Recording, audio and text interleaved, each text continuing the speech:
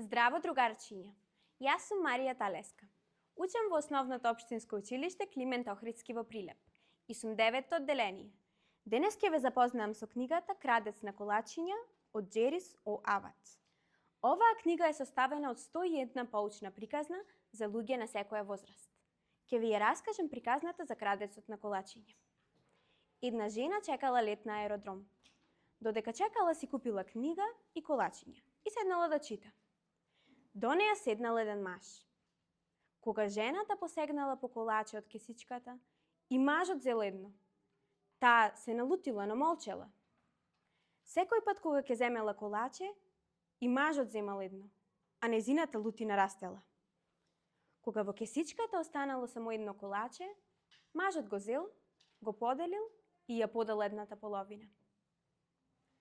Жената заминала да седне во авионот.